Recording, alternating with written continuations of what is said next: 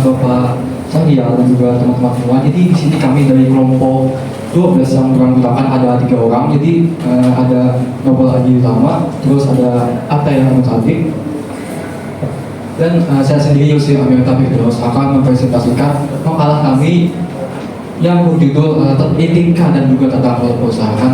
Lanjutkan materi dari kelompok sebelumnya.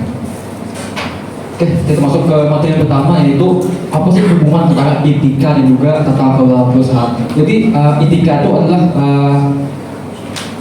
hubungan antara etika dan juga tata kelola perusahaan ini nggak bisa dipisahin untuk mencapai tujuan perusahaan itu going concern atau keberlanjutan, di mana etika itu berfungsi sebagai dasar moral, prinsip, dasar kompas moral yang mengarahkan apa aja sih yang boleh dilakukan oleh perusahaan dan apa yang nggak boleh dilakukan oleh perusahaan. Nah, sedangkan tata kelola perusahaan itu adalah sebagai instrumen atau alat yang dapat merealisasikan prinsip atau dasar moral tadi. Nah, jika sebuah perusahaan itu tidak menjunjung tinggi etika dan juga mempunyai dan juga tidak mempunyai tata kelola perusahaan yang baik, maka akan muncul banyak masalah seperti hilangnya kepercayaan investor, juga ada hilangnya kepercayaan konsumen, juga ada pemasok, masyarakat sekitar, juga hancurnya internal perusahaan di mana banyak korupsi, banyak yang penyalahgunaan aset juga.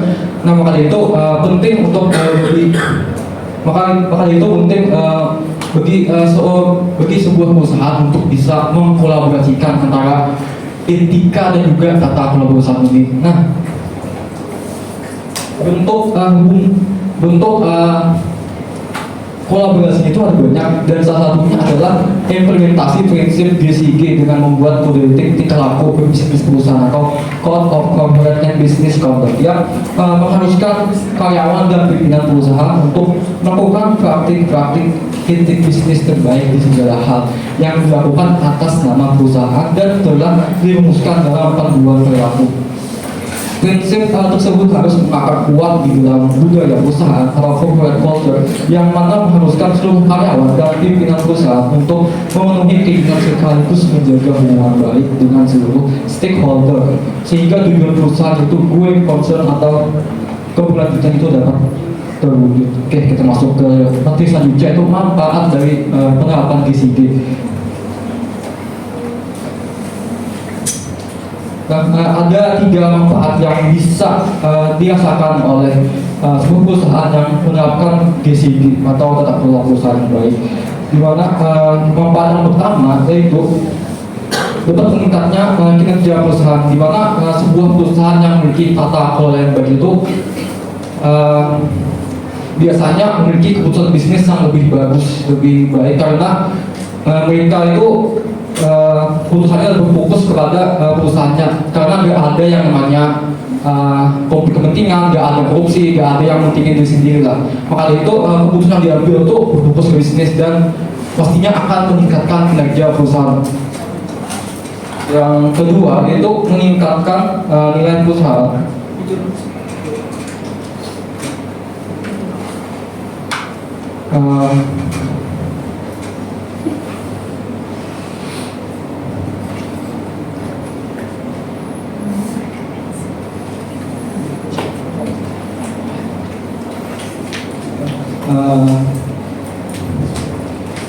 Meningkatkan compatibility, mana IC dari 2003 mengungkapkan bahwa GCG itu dapat meningkatkan kinerja keuangan dan mengurangi risiko yang mungkin dilakukan oleh dewan dengan keputusan-keputusan yang menguntungkan diri sendiri.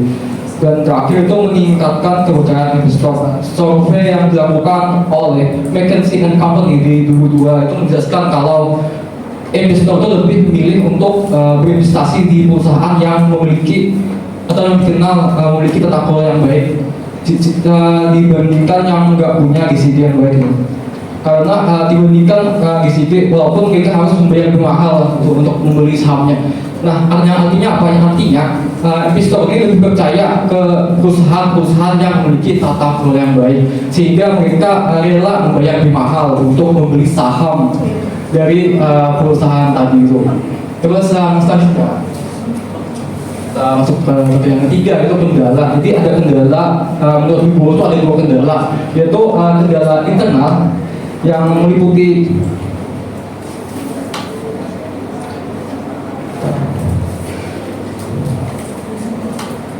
yang meliputi kurangnya komitmen dari pimpinan dan karyawan perusahaan, terus minimnya tingkat pemahaman dari pimpinan dan karyawan, terus kurangnya penutang, belum adanya budaya perusahaan yang mendukung produksi disiplin, dan juga belum efektifnya sistem pengendalian internal. Sedangkan yang kedua itu kendali eksternal itu lebih ke hukum, regulasi, dan juga kebijakan yang berlaku yang di luar kendali perusahaan.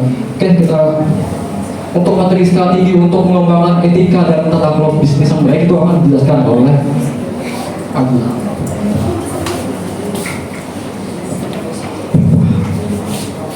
Baik, sebelumnya perkenalkan kembali, nama saya Novel Adi Bergama. Di sini saya akan melanjutkan materi satunya, yaitu strategi untuk mengembangkan etika dan tata kelola bisnis yang baik. Etika dan tata kelola bisnis merupakan dua pilar penting dalam tingkat keberlanjutan dan integritas organisasi. Etika bisnis berkaitan dengan nilai dan prinsip moral yang membimbing perilaku perusahaan. Sementara tata kelola bisnis mencakup sistem, struktur, dan proses yang memastikan perusahaan dikelola dengan transparansi, akuntabilitas, dan tanggung jawab. Dalam era globalisasi dan keterbukaan informasi, perusahaan dituntut untuk tidak hanya mengejar keuntungan, tapi juga mempraktikkan bisnis secara etis dan bertanggung jawab. Oleh karena itu, strategi yang terstruktur sangat dibutuhkan untuk mengembangkan kedua aspek tersebut. Untuk yang pertama yaitu strategi untuk mengembangkan etika bisnis. Strategi etika bisnis berfokus pada penanaman nilai-nilai moral dan perilaku yang benar dalam seluruh aktivitas organisasi. Nah, di sini ada 6 strategi untuk mengembangkan etika bisnis. Yang pertama ada pembuatan dan implementasi kode etik, yang kedua pembudaya etika, yang ketiga penguatan sistem whistleblowing, selanjutnya ada pelatihan dan pengawasan etika, kepemimpinan etis, dan yang terakhir ada pemberian insentif dan sanksi atas perilaku etis.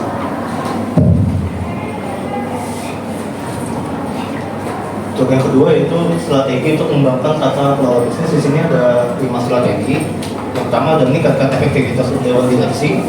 Yang kedua memastikan transparansi dan akuntabilitas. Setelah itu ada mekanisme insentif dan kompensasi eksekutif.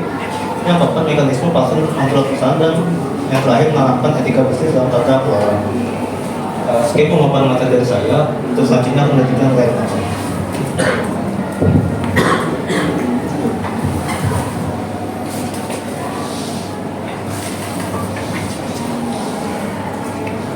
Ini saya akan membawakan tentang studi kasus Kopernik. Untuk kronologi singkatnya, World.com didirikan pada tahun 1993 dan dipimpin oleh CEO Bernie Ebbers. World.com tumbuh pesat melalui akuisisi yang kemudian menjadi salah satu perusahaan telekomunikasi terbesar di dunia. Namun, setelah menghadapi kesulitan keuangan, pihak manajemen melakukan manipulasi akuntansi dan mengklasifikasikan biaya sewa sebagai aset untuk menyembunyikan kerugian. Penipuan ini terungkap berkat penyelidikan oleh Cynthia Cooper yang mengungkapkan bahwa perusahaan telah melakukan penipuan senilai $11 miliar. Akibatnya, World.com mengajukan kebangkrutan yang merupakan perusahaan terbesar pada saat itu. Kemudian Ebbers menjadi hukuman selama 25 tahun penjara. Skandal ini memicu reformasi dalam regulasi akuntansi dan corporate governance di Amerika Serikat. Skandal ini adalah salah satu proses penipuan akuntansi terbesar dalam sejarah yang terungkap pada tahun 2020. Sebenarnya World.com ini merupakan perusahaan yang menyewakan menara telekomunikasi yang menghubungkan dengan para klien. Jadi World.com ini menyewa towers, kemudian klien melakukan bisnis dengan World.com karena World.com ini menyediakan jasa long distance discount service, di mana berkomunikasi sama ada servisnya, ada diskonnya. Namun karena bisnis ini tidak jalan dengan baik, maka diganti CEO-nya dengan Bernie Ebbers. Bernie Ebbers melakukan gerakan strategi yang sangat menarik, di mana strateginya adalah melakukan akuisisi dan merger terhadap saingan. Strategi ini berhasil. Banyak sekali perusahaan yang dilakukan akuisisi dan merger dengan World.com, sehingga World.com menjadi perusahaan terbesar di Amerika Serikat.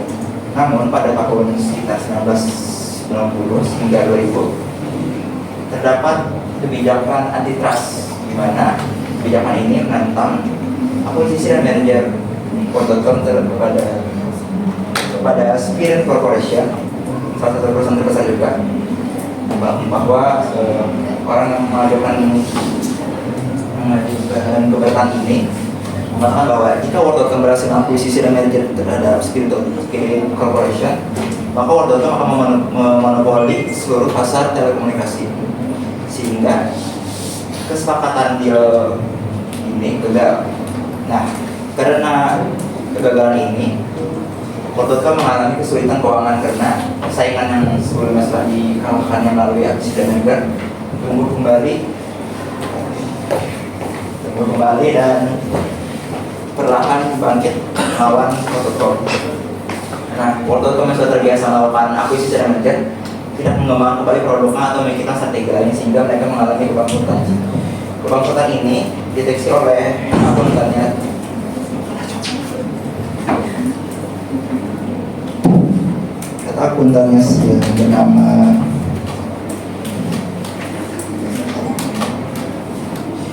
bernama David Myers, di mana David Myers menemukan bahwa terjadinya penurunan drastis terhadap pendapatan dibandingkan bulan, di mana pada saat pelaporan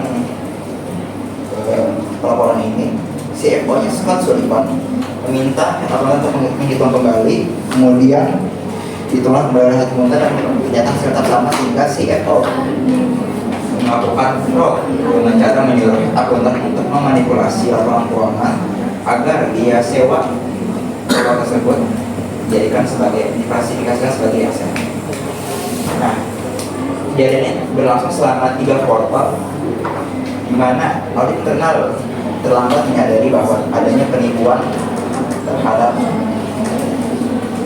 adanya klasifikasi akun yang salah. Setelah diketahui adanya klasifikasi yang salah tersebut, barulah hukum diproses. Nah, jadi penyebab kegagalan pola perusahaan Word.com ada bentaranya ada 5. Yang pertama, formalitas sampai implementasi nyata. Banyak perusahaan menolak prinsip good corporate governance (GCG) hanya sebagai formalitas administrasi, bukan sebagai budaya. Hal ini menyebabkan transparansi, akuntabilitas, dan independensi hanya di atas kertas. Ini kasus manipulasi laporan keuangan untuk memenuhi ekspektasi jangka panjang. Yang kedua adalah konflik kepentingan kurang independensi dewan. Dominasi dewan oleh pihak internal atau individu dalam kepentingan pribadi mengurangi kemampuan pemaksaan. Kemudian yang ketiga, manajemen risiko yang buruk. Perusahaan sering mengabaikan identifikasi dan mitigasi risiko, menyebabkan transparansi yang rendah. Ketidakjelasan dalam pelaporan keuangan dan membuang menyebabkan asimetri informasi. Dan yang terakhir, kekurangan akuntabilitas. Tidak ada yang konsekuensi dari verifikasi kasus perusahaan yang terlibat korupsi tanpa aktivitas. Kemudian yang terakhir adalah peran akuntan dalam pencegahan fraud melalui pengendalian internal. Jadi agar tidak terulang kasus Word.com ini, akuntan dapat melakukan perannya, yaitu peran kode etik profesi. Kode etik akuntan Indonesia mewajibkan akuntan menolak informasi yang menyesatkan, menjaga kerahasiaan dan risiko prediktif. Misalnya akuntan harus melakukan diri jika membuat kecurangan tidak diperbaiki. Kemudian yang kedua adalah deteksi dan pencegahan fraud. Akuntan harus memiliki profesional design untuk mengidentifikasi kesalahan dalam laporan keuangan. Kurang skeptisme profesional menjadi utama kegagalan deteksi fraud. Yang ketiga adalah pengendalian internal. Akuntan mendesain sistem pemeriksaan tugas, audit internal dan eksternal, dan kebijakan remunerasi dan transparan untuk mengurangi risiko korupsi atau konflik kepentingan. Dan terakhir, pelaporan keuangan. Memastikan laporan keuangan konsisten menjamin hasil perusahaan termasuk mengembangkan sistem dan penjelasan kompetensi. Itu saja yang saya sampaikan.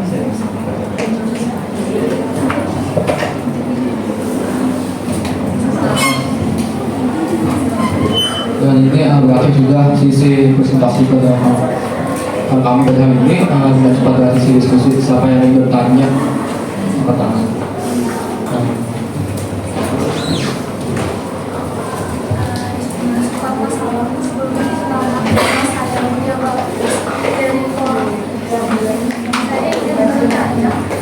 Dalam situasi krisis ekonomi, apakah perusahaan sebaiknya lebih mengutamakan profit atau etika? Jelaskan juga dilema etis dan konsekuensi jangka panjang dari masing-masing pilihan.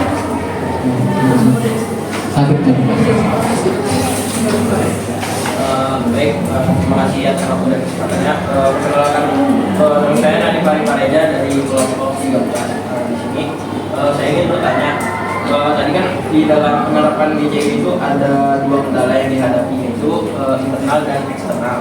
Nah, dari kedua kendala tersebut, bagaimana cara untuk mengatasinya agar bisnis tetap terus berjalan?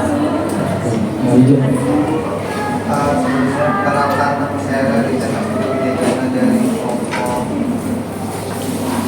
kelompok 6. Di sini saya ingin bertanya, yang pertama itu di strategi untuk mengembangkan bisnis itu ada penguatan sistem whistleblowing. Di sini kalian itu menjelaskan perusahaan perlu menyediakan saluran laporan pelanggaran yang aman dan terpercaya. Nah, pertanyaannya itu satu, bukankah kalau misalnya saluran whistleblowing itu diintervensi dari perusahaan itu malah saya jadi tidak transparan. Dan terus untuk yang kedua, di kasus tadi itu karena ada masalah krisis di perusahaan, kira-kira apakah dari pihak manajemen itu sendiri ketika membangun budaya DCG di perusahaan itu, apakah ada strategi dari manajemen supaya supaya ketika terjadi krisis di perusahaan itu tidak terjadi kasus yang terjadi seperti melakukan kecurangan dan sebagainya. Baik, berikan kami waktu sebentar untuk mendiskusikan.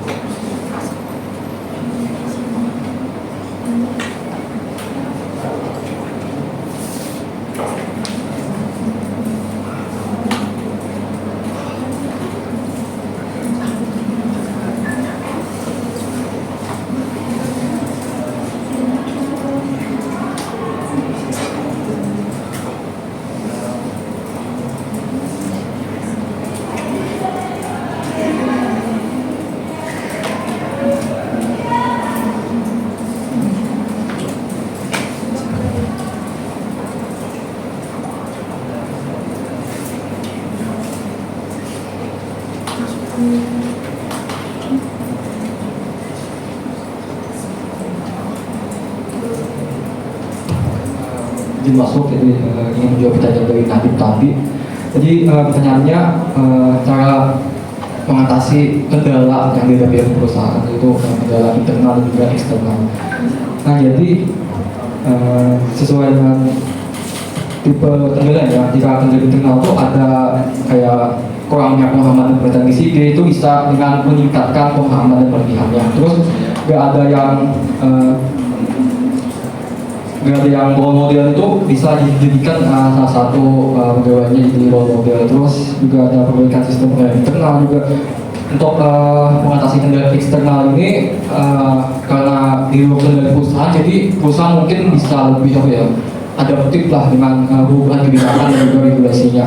Ya mungkin itu saja, apakah bisa diterima lagi?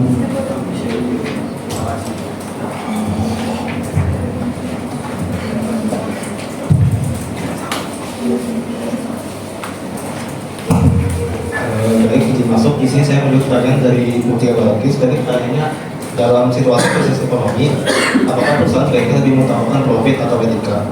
Jelaskan dilema etis dan konsekuensi jangka panjang dari masing-masing pilihan. Lalu, dalam situasi krisis ekonomi, perusahaan dihadapkan pada dilema antara mengejar profit atau menjunjung etika. Mengutamakan profit dapat menyelamatkan bisnis dalam jangka pendek, namun beresiko mengabaikan tanggung jawab sosial dan merusak kepercayaan publik.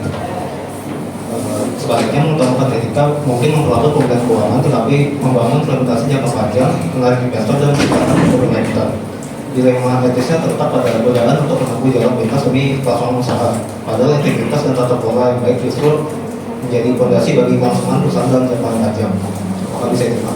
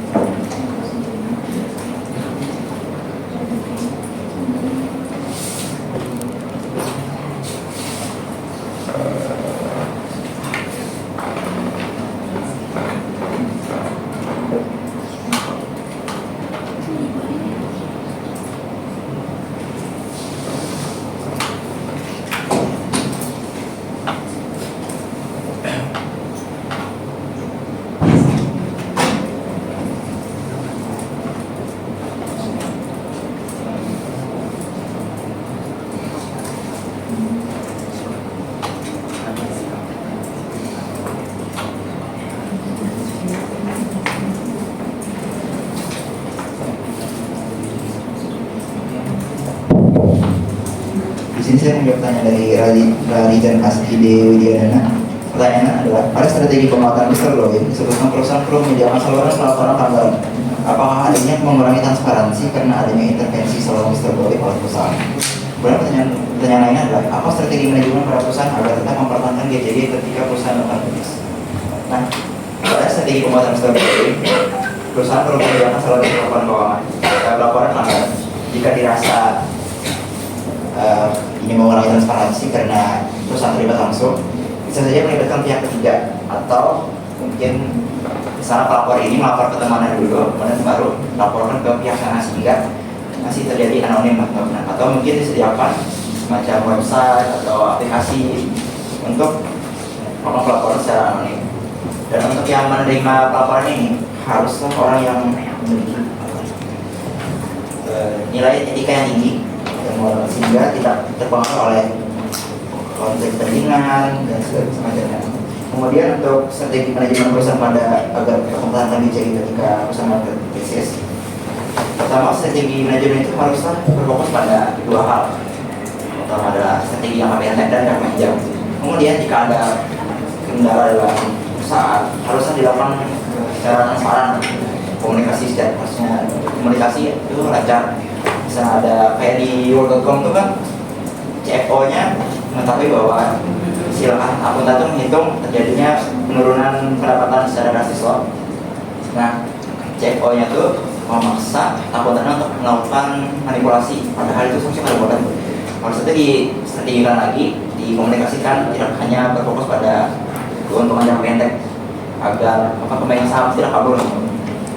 Jadi strategi itu pada saat krisis itu harusnya dikomunikasikan lagi dan juga ada transparansi, kemudian manajemen risiko yang ditingkatkan. Apakah selanjutnya saja atau belum?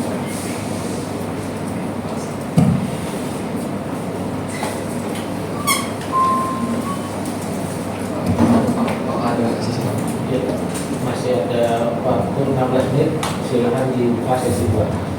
Bagi siapa yang mau bertanya, silakan.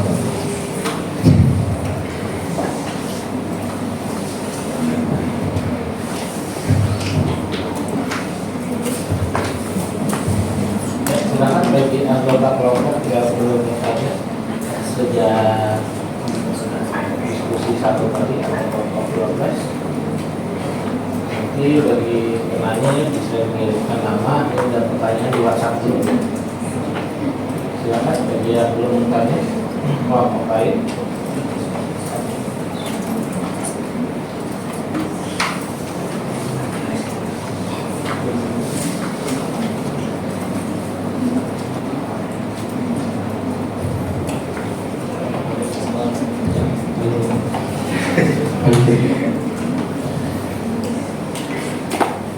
Silakan bertanya.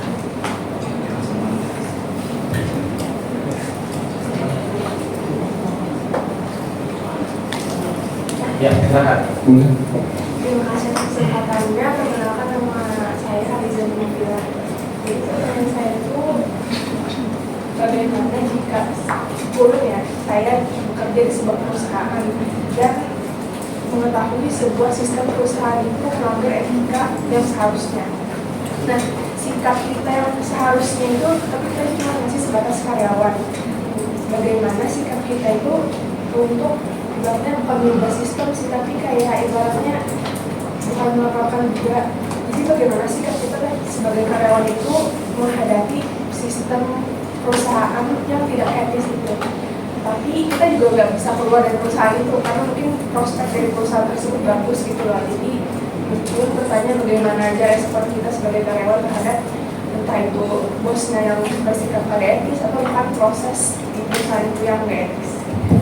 Good question. Ada lagi kan?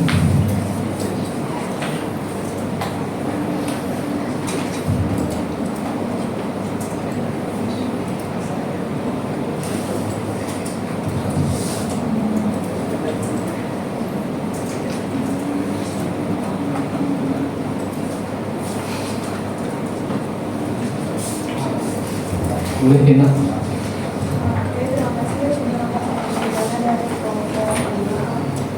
Pertanyaan saya itu adalah bagaimana terkait gaya kita untuk menyenangkan kepala atasan itu di perusahaan, terutama di perusahaan keluarga Indonesia itu dapat mengambil harapan IBG, terutama dalam independensi dewan. Oke, ada lagi satu.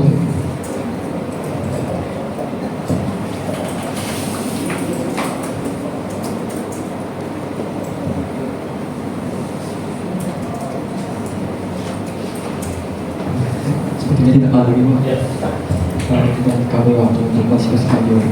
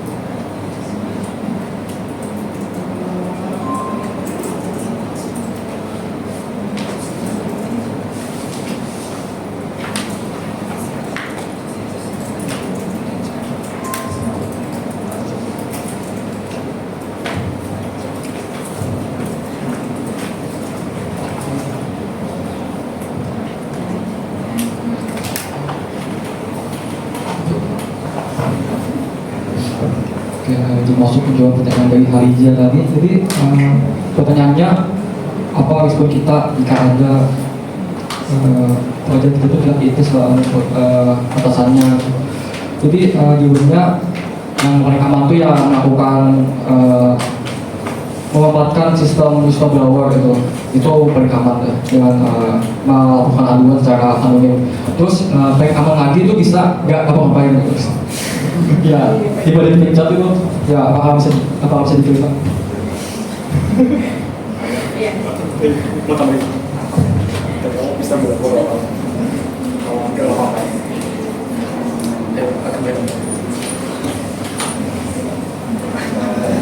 Saya menambahkan jika merasa tidak ingin keluar atau melapor, kan Pak pemimpin itu tidak selamanya semua di depan kita kan, masih ada rolling antara bertahan dengan semangat agar pendapatan prospeknya bagus, bertahanlah atau karena pikirkan anggapan karena gaji tinggi atau THR.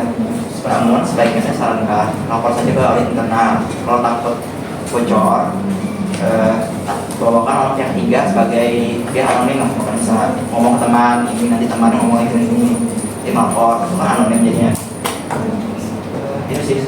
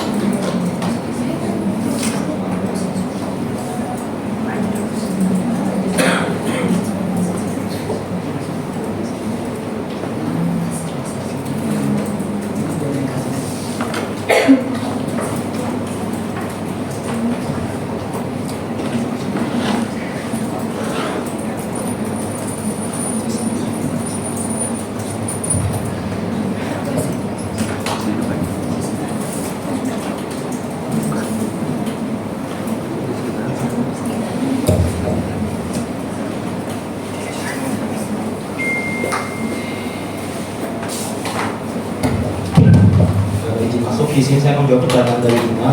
Tadi pertanyaannya bagaimana budaya menyenangkan atasan atau orang untuk mengadu di perusahaan, apalagi perusahaan keluarga yang di Indonesia itu dapat menghambat penerapan GCG, terutama dalam independensi dalam deteksi. Nah, budaya menyenangkan atasan atau orang itu sangat berpengaruh, terutama di perusahaan keluarga di Indonesia. Orang itu dapat menghambat penerapan GCG seperti partai kepentingan, menurunkan independensi Dewan Direksi dan mengaburkan objektivitas dalam pengambilan keputusan. Direksi cenderung loyal secara personal daripada profesional, sehingga fungsi pengawasan menjadi lemah dan praktik tata kelola hanya bersifat formalitas tanpa implementasi nyata. Apakah bisa diterima?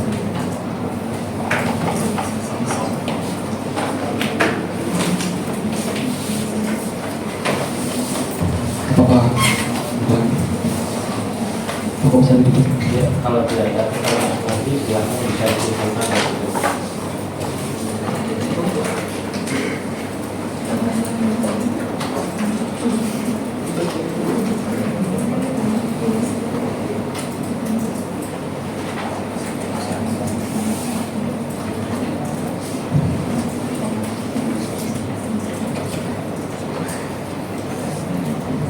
Ya, izinkan saya menjelaskan sebelumnya. Etika bisnis dan tata kelola perusahaan merupakan dua pilar tak terpisahkan yang krusial bagi keberlanjutan, integritas dan juga DSI organisasi global. Etika menjadi panduan moral korporasi, sementara GCG menjamin transparansi, akuntabilitas dan keseimbangan kepentingan seluruh pemangku kepentingan. Riset menunjukkan korelasi positif antara GCG yang kuat dengan peningkatan kinerja keuangan dan kepercayaan investor. Namun implementasi di negara berkembang seperti Indonesia menghadapi tantangan internal seperti indahnya perubahan manajemen budaya yang tidak transparan dan juga tantangan eksternal berupa regulasi yang tidak sinkron dan juga indeks transparansi harga. Nah, studi kasus dari World.com tadi jadi pengingat bahwa pengabaian etika dan juga GCG dengan manipulasi akuntansi yang berujung pada kebangkrutan dan juga kerugian investor. Kasus ini menekankan pentingnya peran akuntan dalam mendeteksi fraud dan juga mendorong reformasi regulasi. Nah, strategi untuk memperkuat integrasi etika dan GCG ini meliputi pembangunan budaya etis, penguatan mekanisme whistleblowing dan juga audit independen. Dan era ESG integrasi ini menjadi kunci memenuhi ekspektasi pasar dan juga konsumen, di mana keberhasilan bisnis tidak hanya diukur dari laba, tapi juga integritas, transparansi dan juga responsibilitas terhadap multi stakeholder. World.com menjelaskan bahwa ESG yang kokoh dan juga komitmen etis adalah fondasi korporasi yang berkelanjutan dan juga terpercaya. Oke, sekian presentasi dari kelompok kami. Apabila ada salah kata, mohon maaf. Wassalamualaikum warahmatullahi wabarakatuh.